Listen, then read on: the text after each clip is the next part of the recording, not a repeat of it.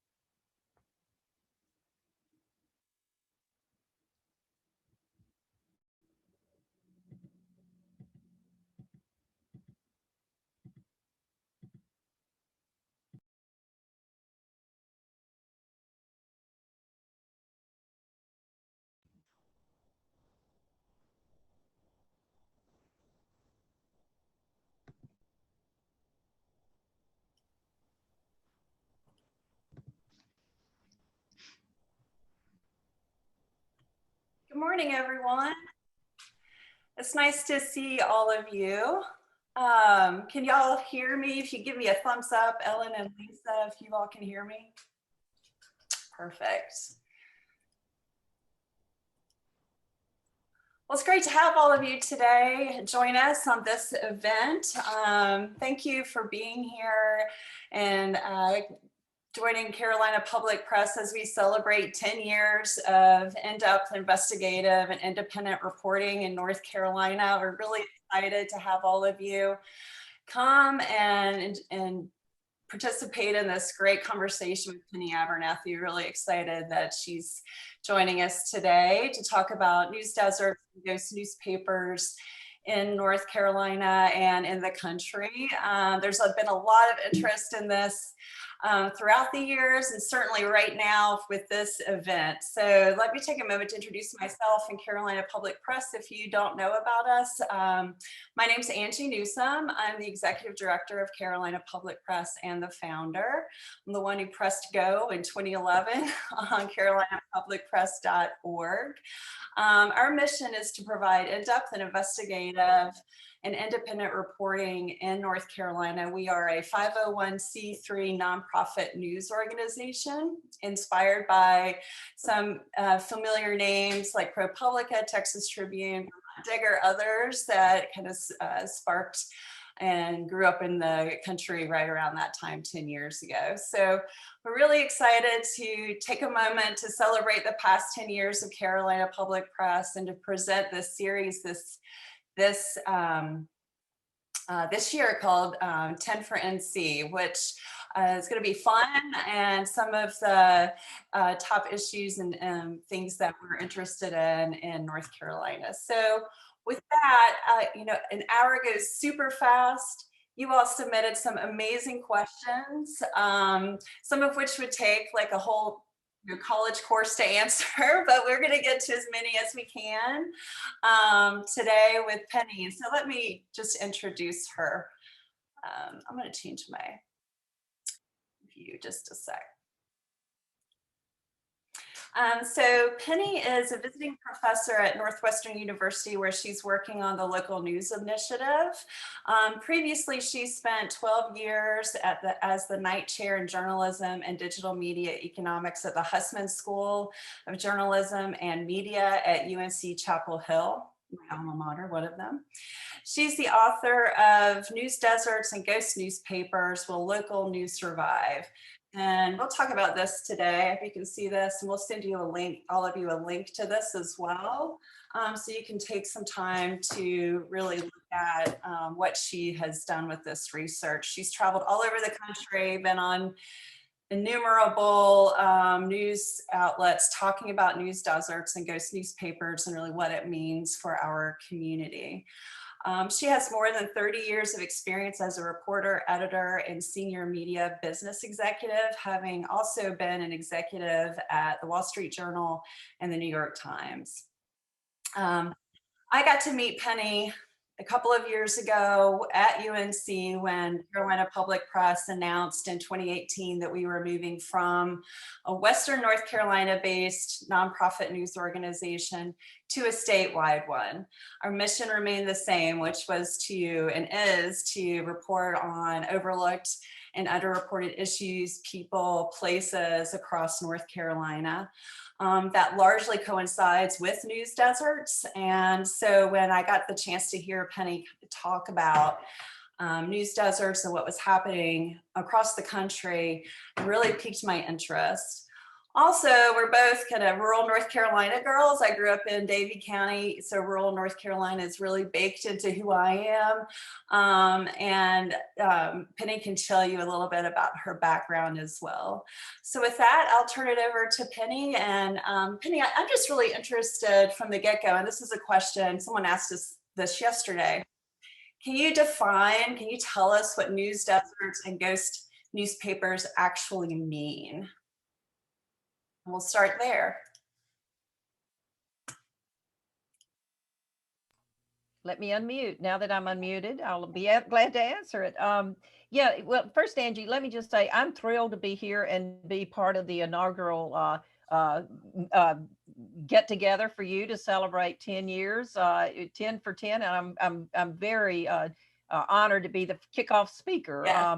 What I want to do today is kind of put in perspective the important work that you're doing at Carolina Public Press, because although we met in 2018, I've followed you for a lot longer than that. Been really thrilled that North Carolina incubated something very substantial in terms of a nonprofit outreach to try to address some of the issues that we've got here today.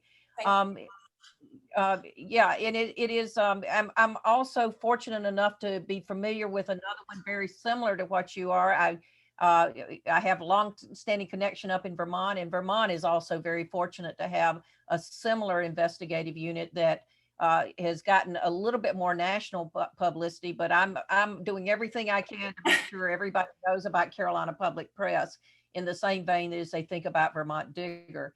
Let me start with you. You said, what is a news desert? And I will just say academicians and scholars, as well as journalists, have been debating that for the last 10 years. Mm-hmm. It was actually, the term was first used in 2011 in a Chicago Tribune news article, where somebody said that they had lost a local community newspaper and there was no way to get information.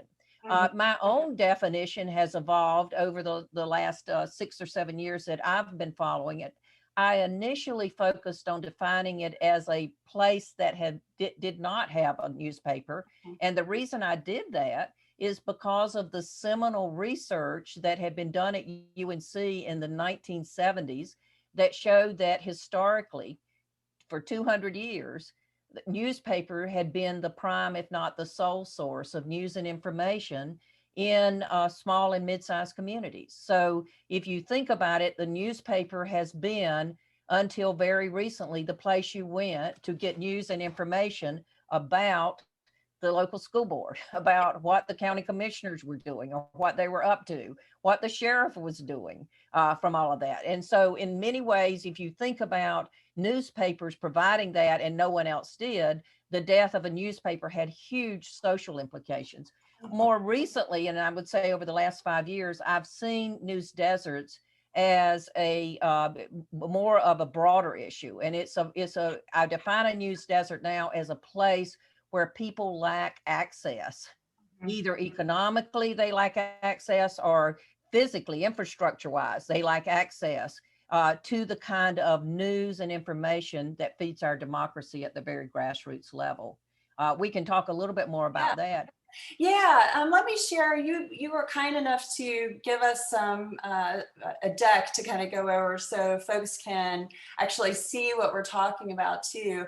And I want to just pause for a second and say, if y'all have questions, comments, anything like that, please use the chat box. We have a couple of people, Ellen Acancia, who's our Director of Engagement, and Lisa Lopez, who's our Director of Development, who's monitoring the chat box, and will be getting those questions to Penny and to me. An hour goes by really fast, so we'll try to cruise through as many of those as we can. But I just wanted to take a moment to share that with you all. And with that, I will share Penny's great presentation. And so again, that's the cover of her report there from UNC. And I'll go there. Right, great. And if you notice, the title was The Promise and the Peril. And I want to first talk about the peril, and then we can spend a lot of good time talking about the promise of local journalism. So if you go to usnewsdeserts.com, you can get not only a copy of the report, but this is the first map you will see. And what it does is track the counties that do not have newspapers or have lost a local newspaper. So it asks, currently right now, we have 200 counties without a local newspaper, and we have more than half of the counties have only one newspaper. That's almost invariably a weekly, and roughly 3/4 of the counties in the country, we have about 3,100 counties, do not have a daily newspaper. And that has huge significance when we talk about ghost newspapers too, which I'll do in just a minute. So there are two ways to track a news, to track the loss of news. One is the actual loss of news outlets. So in addition to tracking newspapers, we have been tracking digital sites. And both the good and the bad news is that we've been adding digital sites over the last 10 years. The somewhat discouraging news is we're adding them at the same rate we're losing them. So that makes Carolina Public Press even more outstanding, because it's managed to not only survive, but actually thrive over the last and grow over the last 10 years. Most news sites do not make it beyond the third or fifth year from all of that. So the digital sites are one. We track ethnic media, and we also track coverage by public broadcasting, specifically NPR, which has been doing a really good job of trying to link up with organizations like Carolina Public Press and get in and do the kind of investigative work that so often suffers. So that is one way. And if we could have the next slide, the yellow areas show you where there's only one paper. The red shows where we've lost one in a county. If you go down to, if you look at where we've lost newspapers or have only one, there's something very discouraging about that. And that is that it has a very high poverty rate, much higher than the US average. And the US average, you know, if you're looking at the number of counties, 1,500 counties, 18% versus 11 or 12% doesn't sound that high. In fact, you know, the county I live in has a 33% poverty rate. That means 33% are living below the poverty level. If you look at a place like Youngstown, Ohio, that lost its daily newspaper 2 years ago, it has a poverty rate of between 33 and 35%. So, you know, one way to look at this from both a political and sociological view is to say, you know, these are the very communities that need good information in order for the citizens to make wise decisions about quality of life decisions that are going to affect their lives today as well as those of future generations. So if we could have the next slide, Angie. So another way to think about it is the loss of news is the loss of journalism. And that has concerned the Federal Communications Commission since 2011, when they put out a massive report that, even though it's 10 years old, still has tons of good information in there. And one of the things that the 2011 report, entitled The Information Needs of Communities, tried to do was to bring together a group of scholars to identify the types of information that you need in order to make wise decisions, regardless of whether you live in a city or whether you live in a rural area. Those are the ones that are up there. It's also interesting too, Angie, if you would flip to the next slide.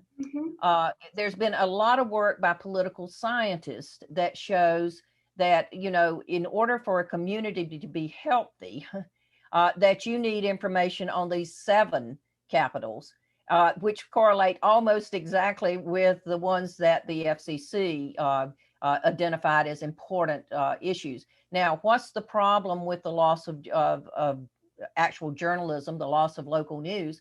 The additional problem is not only have we lost newspapers, not only are we not able to move into areas where we've lost newspapers, but we've also lost a tremendous number of newspaper journalists. And that's significant because newspaper journalists have historically had about twice the number of journalists employed in their industry as television, for instance, or radio or the like. Over the course of a decade between 2008 and 2018, we lost half of all newspaper journalists. That's 36,000. Most of those were lost on the state and regional newspaper level. So why is that significant? That's very significant when you think about the fact that the Raleigh News and Observer, for instance, used to cover 58 or so of the 100 counties in North Carolina.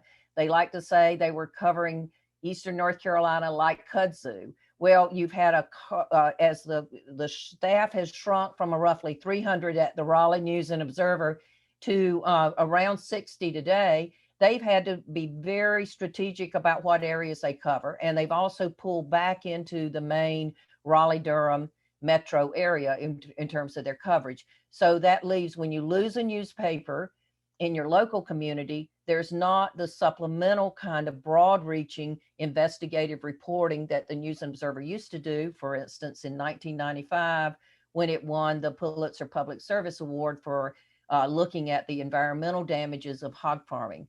So, you know, one of the things that you can do, and we can talk about it, Angie, could I have the next slide?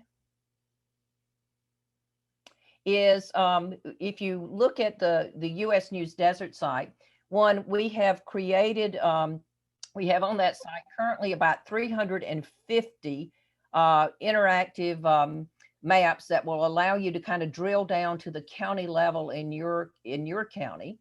And it has a group of statewide statistics too that will let you know what newspapers have been lost, what circulation has been lost, kind of where the economic standing of both the counties and the communities are. But if you look over by the map on the home page, which is the U.S. News Desert map, and you see the little white area over there, and I want to point you to 2 things. One is on top of that is frequently asked questions. So that about 35 questions we get that might answer some of your questions. And then right under that is something called Rate Your Local News. So thank you for that. In the 2020 report, which Angie held up earlier, what we did is put together an exercise that allows you to do what scholars do. So scholars at Duke, for instance, have spent a good deal of time of analyzing what kind of news content people in various communities get. And so we're basically using a simplified version of that allows you to go back, and I would encourage you to use it with your local news organizations to just kind of look, see what kind of information you're getting on the environment and planning in your community. See what kind of information you're getting on economic development and infrastructure needs in your community. Because again, those are the ones the FCC said that you needed to really look at and needed to have that kind of information and have knowledge about in order to really make good and wise decisions, both at the polling booth, but just everyday life and knowing when it's safe to go to the grocery store, for instance, this past year. Finally, if we could look at that last slide, Angie.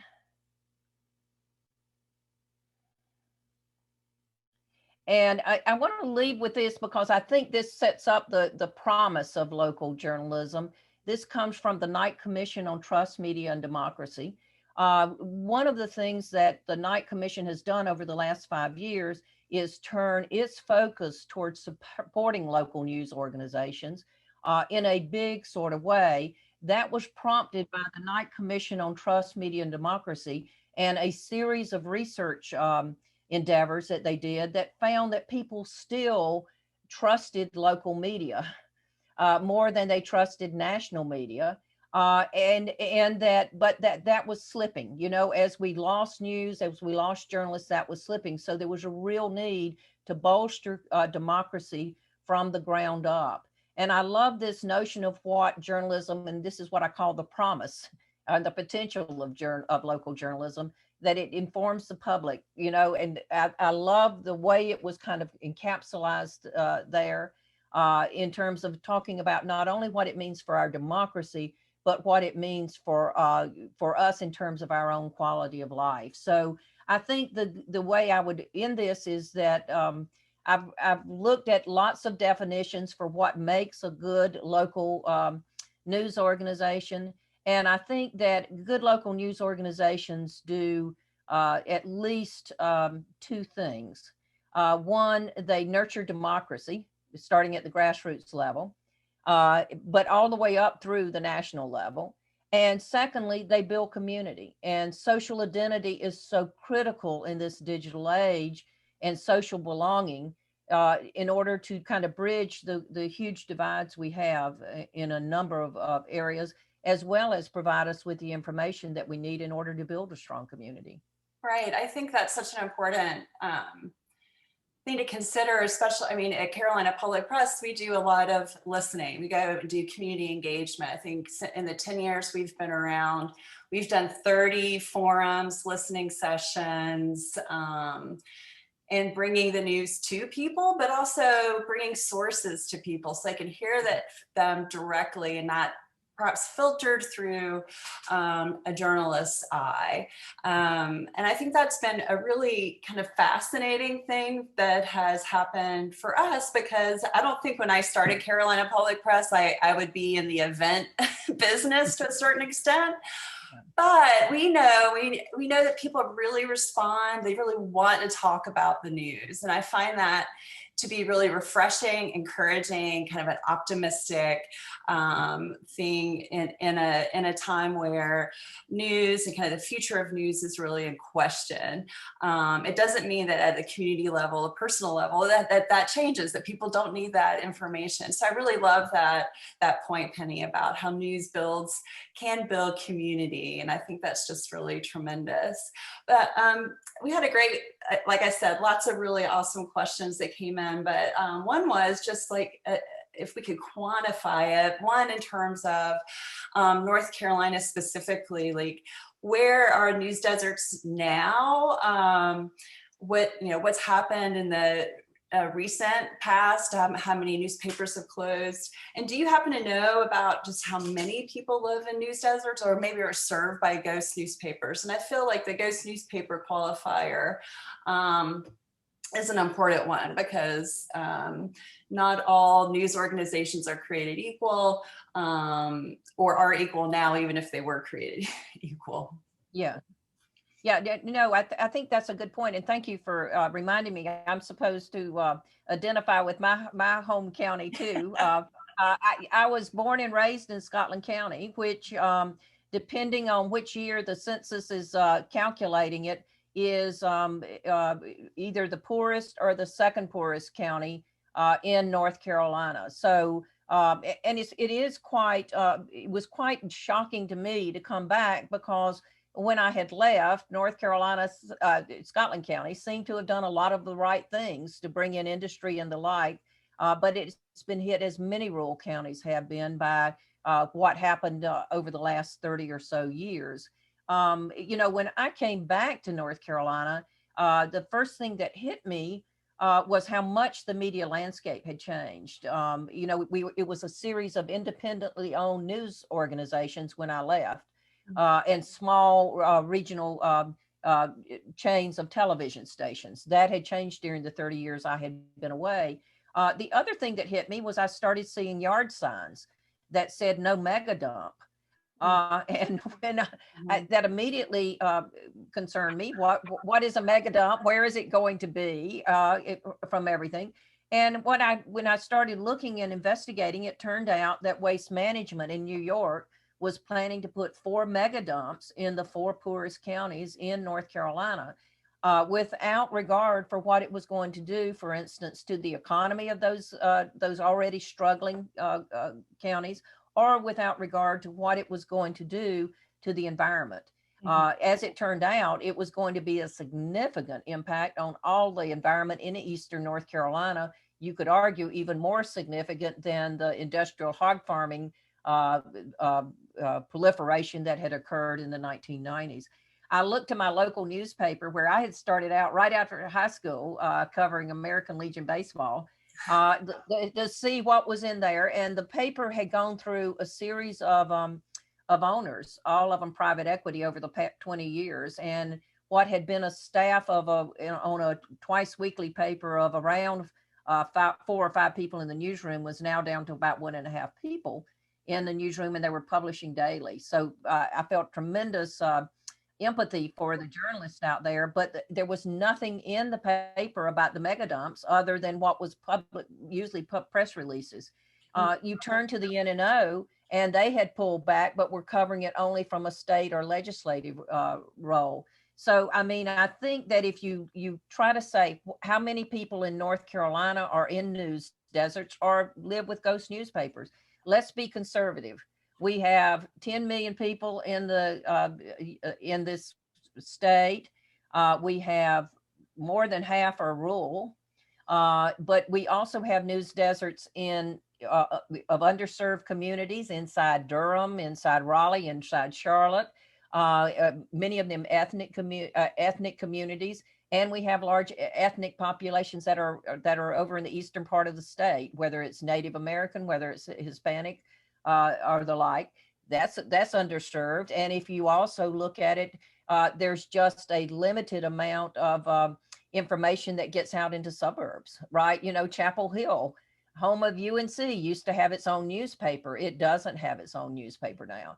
So there's a lot lost there. So let's say 1/3 of the 10 million of us live either with a ghost newspaper, such as what I have now in Scotland County, or are living with in a news desert where they just cannot get that information. Get it at all.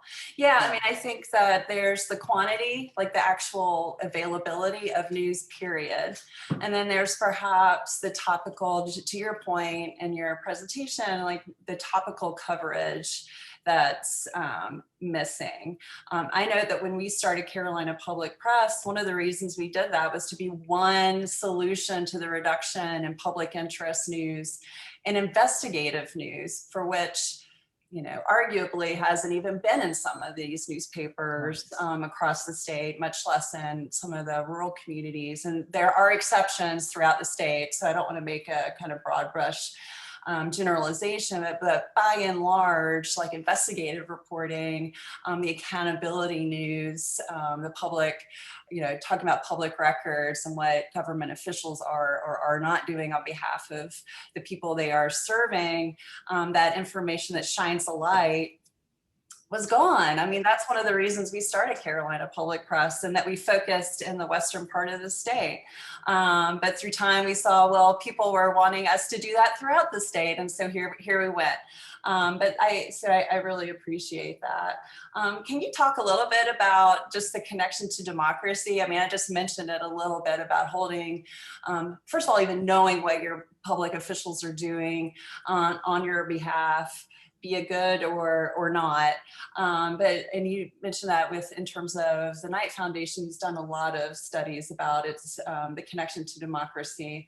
I'm kind of curious what your thoughts are on that. Well, it's very interesting. I'm for whatever reason, a group of people apparently decided to use the COVID lockdown to write books about this phenomena, and I've been asked to review 3 books in the last couple of weeks. I just reviewed one that was really excellent, done by a group of political scientists who really looked at and did an excellent job of comparing the correlation between voter participation in off-year elections and the loss of local news or any kind of news. They did it by category. You know, they looked at what happens when you don't have somebody covering a mayoral race, what happens when you don't have somebody covering state legislative races or U.S. congressional races. you know, and I can say again, I live in the 9th congressional district, and it's very hard to get information about who the candidates are, what the major issues are they're voting on here, and as a result, or who's even running for office. I mean, and in North Carolina, we elect judges. We've historically relied on the state and regional newspapers, such as the Charlotte Observer, such as the NNO, such as even the Fayetteville Observer, where I also worked, to kind of vet these candidates for us, to say these are good judges. You know, this is their track record. This is why we recommend them. So, I mean, there's a real dearth, I think, of information. You know, not only have we lost the journalists, many of these news organizations have been forced to cut circulation out in that area. And let's tie that with the notion that by many estimates, at least half of people in this country lack access to high-speed internet. They lack access either because they can't afford the $200 a month to get the broadband, or because there is no broadband in that area. So, you know, you combine that with the loss of news and then the loss of access, it begins to be a nation in which you lack exactly what you were talking about, that kind of binding together, not just at the local level, but I think what the great regional news organizations did in the past, they showed you and me living in Davie County or Scotland County, how we shared the same problems or the same potential solutions as someone living in a different part of the state. And that's why it's so important to think regionally as well as statewide, because really the initial, once you get past the local school board, many of the things that affect your daily life are going to be made at the state level. Mm-hmm. Yeah, I mean, one thing that we've seen over the 10 years is the coverage of sheriffs and district attorneys, how much there's basically none outside of kind of the major metros. And so we've really spent a lot of time trying to report about those folks, because arguably they're some of the most powerful law enforcement people there are, especially in rural North Carolina, for sure. But there's, y'all are sending so many great questions. There's a great follow-up question that said, why are papers forced to stop circulating in those areas that you mentioned? Is it money? You know, speaking from I live in Western North Carolina right now, transportation, and that's a huge rural issue, period. Transportation and circulation is a huge cost, right? I mean, is that one of the reasons that they've been pulling back? Well, there are actually two reasons. Oh. One, you're right. It is a huge cost. The second reason is that there's been a collapse of the for-profit model that supported print distribution and advertising, right? So as print advertising has shrunk to record levels, low levels, I should say, is that there hasn't been developed so far an alternative substitute in the digital arena. Part of that is the dominance of Facebook and Google in that arena. The other part is just as, you know, many of those news organizations, such as the Raleigh News Observer, never made a lot of money on the circulation that was out in the far reaches of the eastern part of North Carolina. You know, my subscription probably maybe paid for maybe the salary of contributed to help make the salary of the person who delivered my paper, but it didn't cover all the other things that included the cost of printing it and the like. So, you know, as advertisers don't want that area, they pull back in and it save cost, and they've had to do it because they've got so little revenue versus what they had before. So it is a perplexing problem that's going to be needed to be solved, I think, in multiple ways going forward. Yeah, and I wanted to just reference your report, which again, for those of y'all who might have joined late, we'll get you links to this, and also the links to the website that Penny showed in her presentation, and a research report that was done on the North Carolina news ecosystem by Fiona Morgan, in consultation with Melanie Sill, who is on today for the Democracy Fund, and also Harvard Business Review, which had a very depressing headline about the future of local news. But we'll get you some of those links afterwards, and also the recording of this session. But I wanted to read this. I thought it was really just got right straight to the point. An ecosystem is often very fragile. The slightest disruption can lead to adaptive evolution and renewal, or diminishment and demise. It is too early to know which local news organizations will have the fortitude and good fortune to emerge from the economic collapse of 2020 in a position to thrive in the years ahead. But it is not difficult to discern the underlying challenges and opportunities local news organizations will face in this decade and the next. If we are to thwart the continued rise of news deserts across this country, we need to reimagine the journalistic mission and business model for local news, use technology to develop new capabilities, and craft new policies that address disparities that have given rise to news deserts. I mean, that is like, you know, the charging cry for all of us in journalism is, you know, reimagining our mission, our business model, thinking about technology. Boy, do we think about that a lot, you know, to your point about broadband. That's a huge issue that we think about at Carolina Public Press.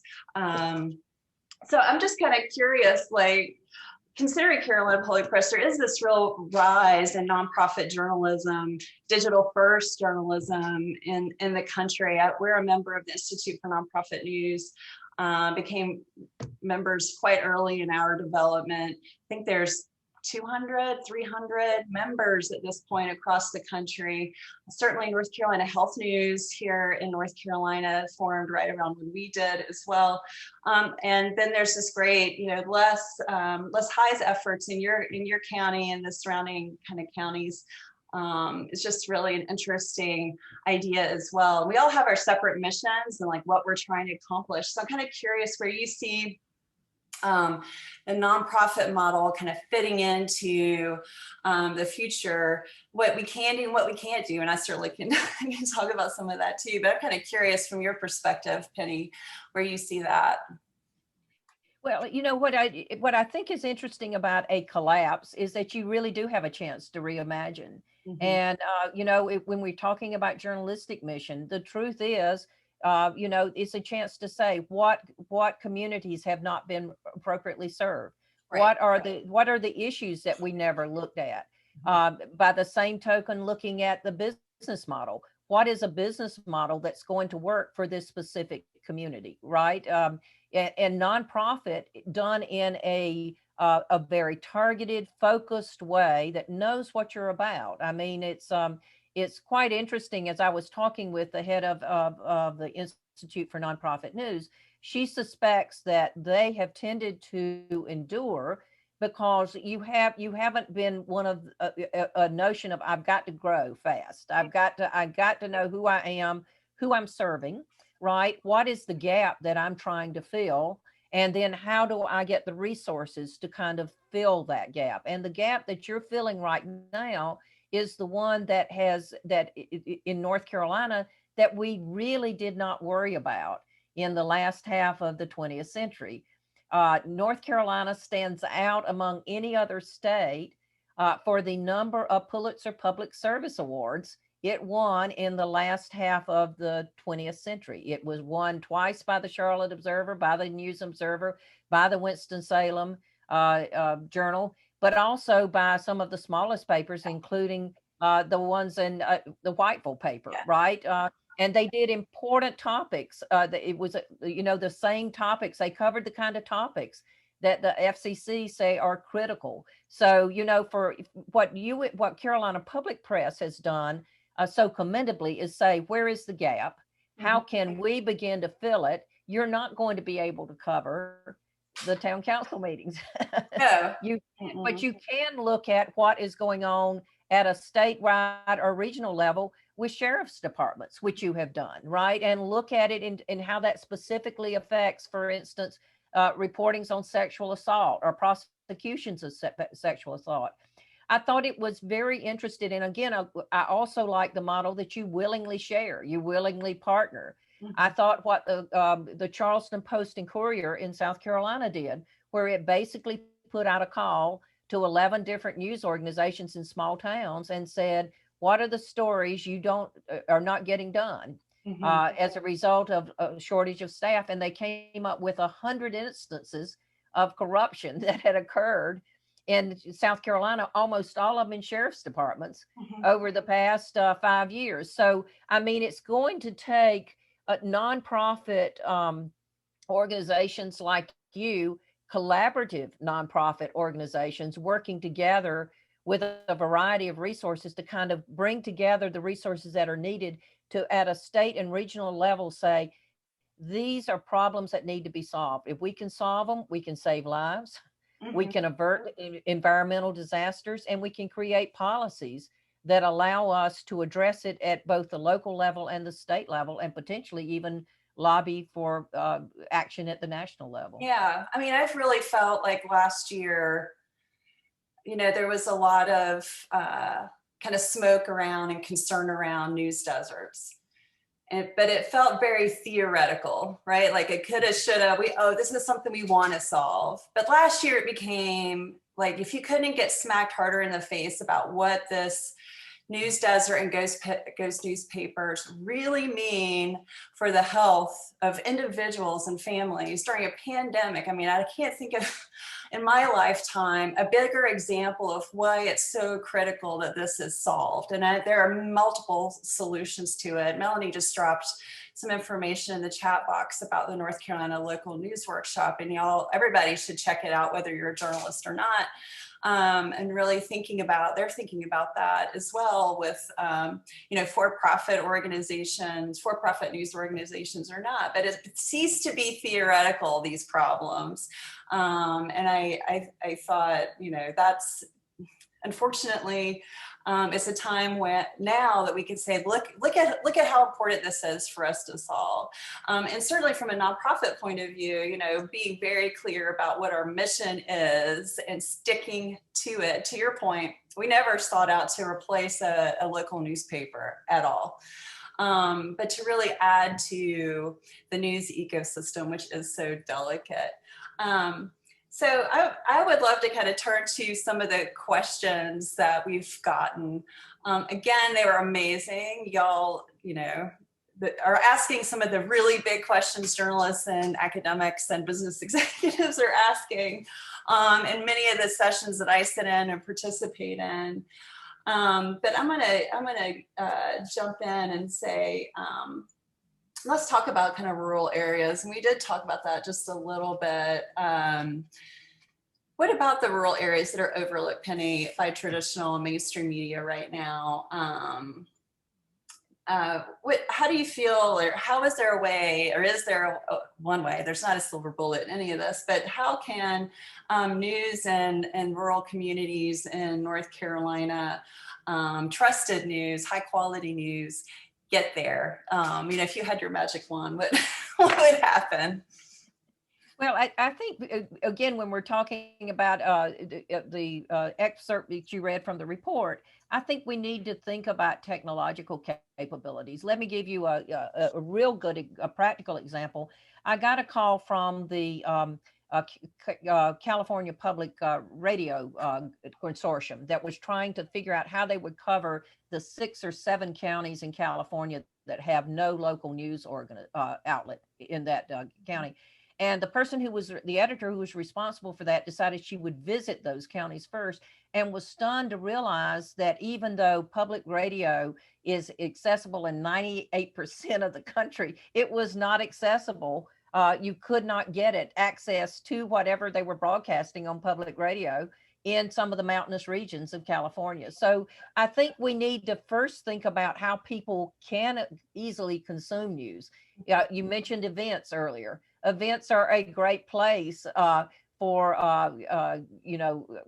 understanding what is actually there. One of the books I read is a study of what happened to a small community that was actually very vibrant back in Pennsylvania in the late 60s, early 70s.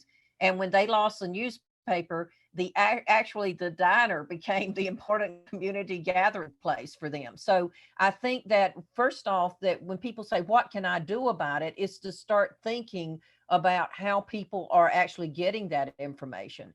and making sure that the really good stuff you're doing at Carolina Public Press is widely disseminated through whatever means you've gotten. You know, one of the things, as you and I have talked about, that's made Vermont Digger so nationally known is because you have the Boston Globe appreciating all the good reporting that is going on in Vermont in their back doors, so they don't have to worry about covering Vermont as much. So they give Vermont Digger quite a boost. We've never had, for better, I think, a dominant metro paper here, and that's allowed the good state papers to really flourish and set the example of how you cover a state in that. But I mean, I think it is incumbent on all of us to make sure that the good journalism you do gets the widest possible dissemination among our own networks, and with the notion that that then helps inform other citizens going forward. So, I mean, I think it is a real, it's a real issue where, you know, since 2011, most people have gotten their news off their cell phones. And that's because that you can usually tap into that. So what are you doing to get that information out and distribute it in a way most people are going to pick it up?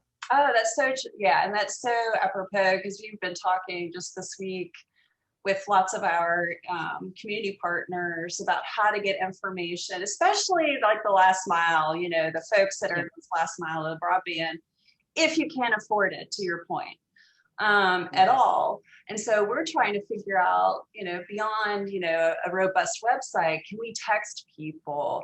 You know, what are some of those, like, those ways of getting the news to them? It's mobile first, even beyond like a mobile adaptive website. Anyway, we don't talk about like the technology whole, but really, you know, I think it's like changing. And for certain communities, that is the primary way they're getting their news is through texting and like mobile and radio and broadcast still.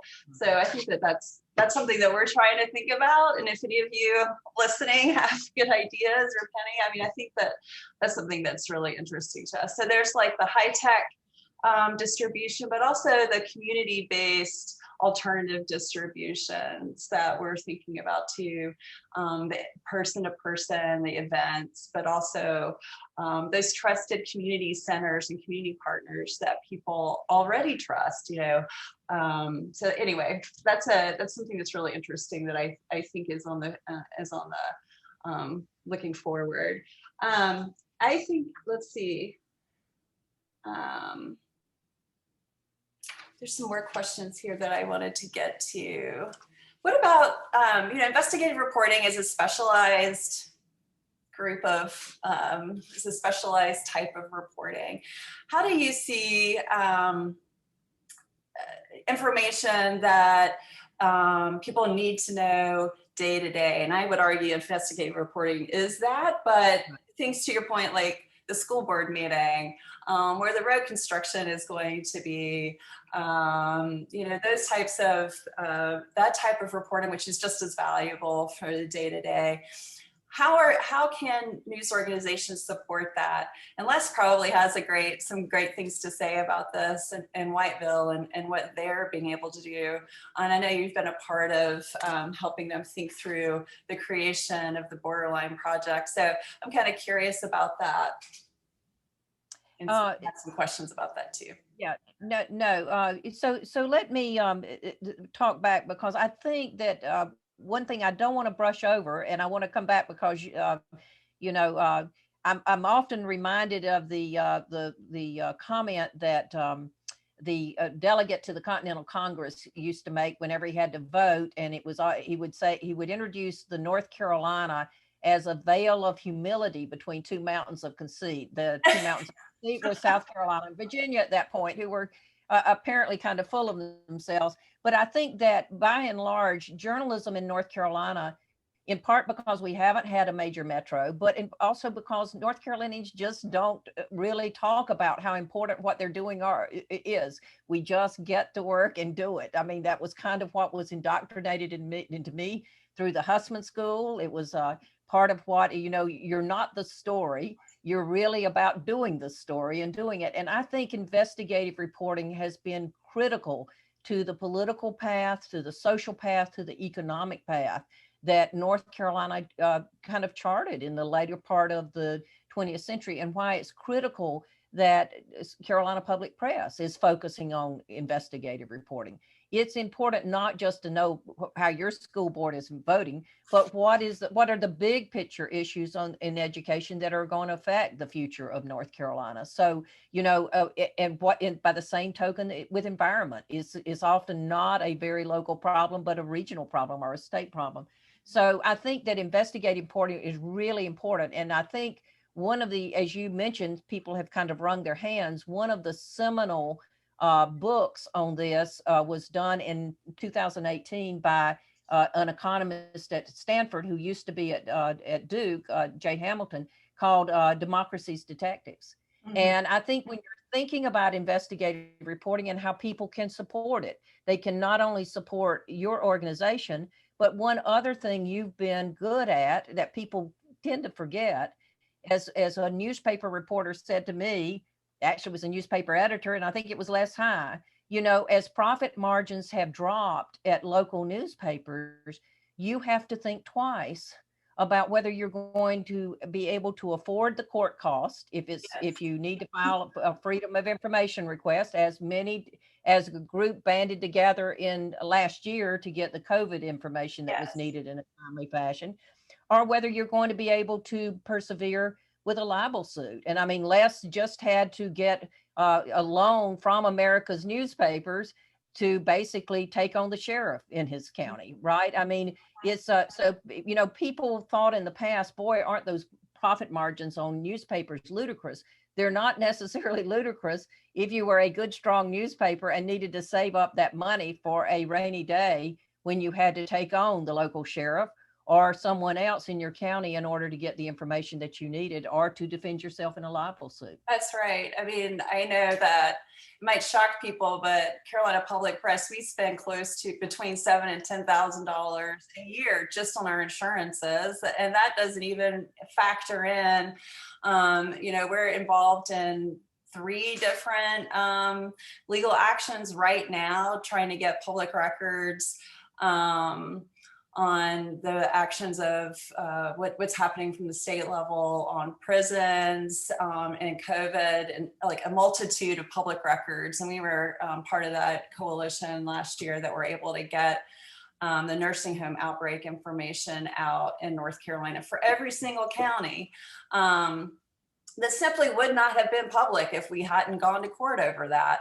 Yeah, you're right. And it's very expensive. I mean, I think that people would be shocked about how expensive that actually is to get a sheet of paper that says, yes, this nursing home has an outbreak, or no, it does not. And it takes a lot to get those folks in.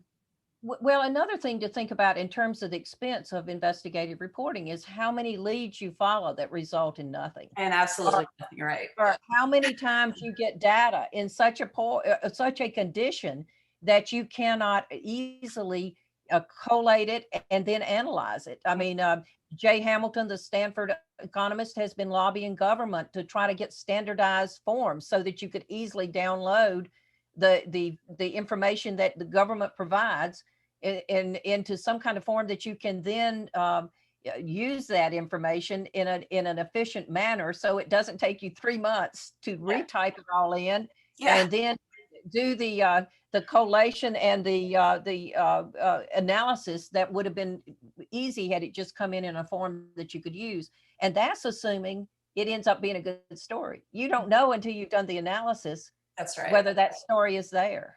Yeah. Oh, that's totally right. I mean, you have to be able to risk a lot of time, expense, to find a story. And to your point, it doesn't always work out. The return on that investment for newsrooms when their margins are quite small, unfortunately, it makes sense that they would be reticent to do that. Much less have the ability, for instance, to do some complex data analysis. Certainly when we did the big reporting that we did in collaboration with 11 news organizations across North Carolina, taking a look at the prosecution rates of sexual assault cases, which were abysmal, just cut to the chase. our data reporter, Kate, she spent about a month doing the data analysis on that. They had to create like whole specific mathematical codes to get that data kind of parsed out. And spending that kind of time and money, frankly, is not something everyone can do, and so it's a big challenge. And certainly when you're facing news deserts and ghost newspapers, it's even a bigger challenge trying to get it to people. So Penny, there's a bunch of questions that have come in. Someone wanted to know like other books that you would recommend about this. You mentioned Jay's book. Are there other books that you would suggest? And we could we'll get a list together and send it out to people. Yeah. Why don't I put together a list? Oh, And okay. That'd be because great. I get asked that question quite frequently, so I'll just go back and Oh, pull and good. see what seems most appropriate to this. And I don't want to overlook somebody in the spur of the moment. Yeah, right, totally. From all of that. I think there was another question that had come in early that I think would be interesting to discuss was, are news deserts located primarily in conservative areas? Yes. And I think that in North Carolina, most of the news deserts, because we don't have these huge cities with inner city neighborhoods, many of the news deserts or potential news deserts are in rural areas, and they tend to be more conservative. I think the bigger issue that we're seeing play out in Congress right now, and my bigger concern, is just the lack of news. 90% of what circulates on the internet is of national news, and that contributes to polarization in this country. We tend to see everything in terms of whether it's a Democrat or a Republican or a conservative or liberal, right? And not in terms of how it relates to us in the community. And it is a huge issue with misinformation. Mm-hmm. Let me give you just one example of that. Back in September, October, my husband said to me that Scotland, the hospital here in Scotland County, had run out of ICU beds. And I said, "Where did you get that?" Thinking he would say the local newspaper. He said, "I saw it on Facebook. The local funeral director posted it." Yeah. Now, if I step back from that, the local funeral director might have an inside notion on what is credible. But I think it is incumbent on all of us, as misinformation, disinformation circulates monumentally on our social media feeds, to kind of actually check something before we put it out, and to start thinking about how we get credible sources in a local level to kind of fight that misinformation. I think it's also, again, I love what you just said about the workshops that Melanie mentioned. They're open to anyone. And, Wisconsin Watch, for instance, in Wisconsin, a nonprofit, has on their website a whole string of things about teaching local residents, citizen journalists, so to speak, how to kind of do some initial research that then they can pass along to Wisconsin Watch. I'm sure, Angie, you would appreciate the same thing. Somebody does some initial research and says, "Hey, here's what I've noticed at the local sheriff's office." It begins to be something you can pull together and saves you time and allows you to then begin to look in other areas. Yeah, that's exactly right. We've talked about creating kind of regional advisory committees. I don't know what we would call them, but to that point, it's like, I don't live in Davie County anymore, though I grew up there. So I can't presume to know exactly like what's happening in that county any longer. However, if someone was there, I could go to the sheriff's office or wherever, the school board meeting, and say, "Hey, this is something that's happening." And then someone in Carteret County says, "Yeah, it's something similar to," those are really important strings for us to follow. So if anyone out there is listening and wants to help us create this, we are totally interested in that. Ellen and I have talked a lot about creating that for Carolina Public Press. And we're 3 minutes out from from closing at 1. There were lots of really good questions, and Penny, you started talking about it, about objectivity and bias, misinformation, how people can identify bias, and those types of things. So maybe we'll follow this up sometime with another conversation about that. But I was just interested if you have any kind of closing thoughts as we look to the future. People also wanted to know, what can we do? So I'm kind of curious, like, what's the optimist in you say about that? Well, you have to be optimistic or you wouldn't keep That's doing right. this. Right. And I mean, there is a lot to be optimistic about. I've seen for-profit as well as nonprofit sites like you begin to put a strong toehold in, and that's going to be really critical. You're not the news organization of 20 years ago. You're a very different one. You're well poised to take advantage of the promise of local journalism as we as you look ahead to what both the challenges and the opportunities are going to be. So I think it boils back down to what can you do as a local, as just one person. And there's a lot you can do, actually. One of the most discouraging data points to me came in 2018 when Pew researched 35,000 people, and those 35,000, roughly half of them said they had noticed that there was a severe loss of news that was relevant to them, local news, over the last 5 or 6 years. But unfortunately, 75% of them did not make the correlation to the fact that local news organizations were financially really devastated. And that was before the COVID. Now, if you look what happened to when we lost most of our news organizations in the 2 years after the Great Recession of 2008. So those that survived COVID are still going to be struggling for the next couple of years. So the first thing you can do is identify where the good, strong local news organizations and regional news organizations are, and you support them, whether it's buying a subscription, buying a membership, supporting Carolina Public Press. The second thing you can do is use your network to get the good work that is going out there in front of your network, so that people begin to see what, sometimes we don't know what we've lost until we see something that shows us what we have lost, that is covering what we've lost.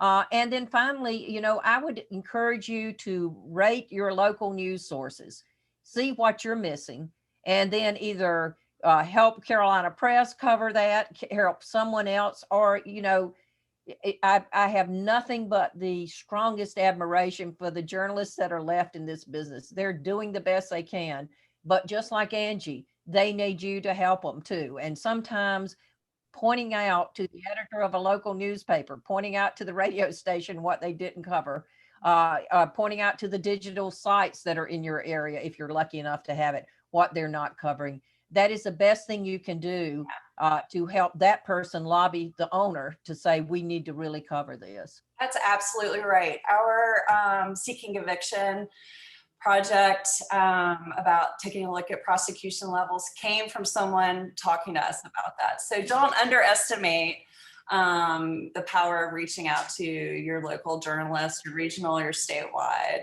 I thank you, Penny. This has been terrific. Again, we're going to put this recording up on our website, barring any kind of technical difficulties. I've been a big fan of yours, Penny, for a long time. This report is just really eye-opening.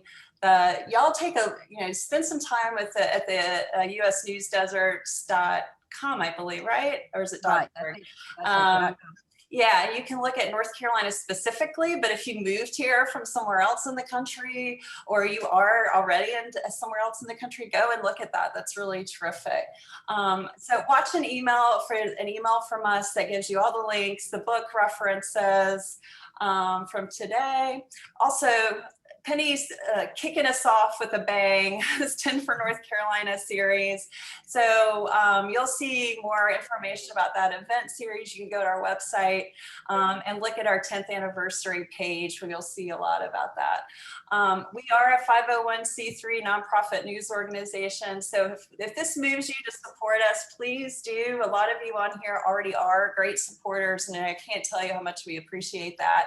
If you have not been become a member, we have a 10 for 10 membership going on right now, where you can pledge $10 a month in honor of our 10th anniversary. So that does a lot for us, and kind of getting us an idea of what's to come in the year ahead. So thank you all again.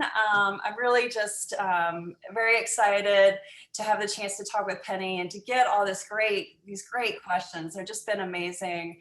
Again, I wish we could like spend, you know, a semester with Penny talking about all of this. Maybe we'll work on that one day. But with that, I just want to say thanks again, everyone. It's been a pleasure. And find us at carolinapublicpress.org and in your email. All right, so thank you, everyone. Have a good day.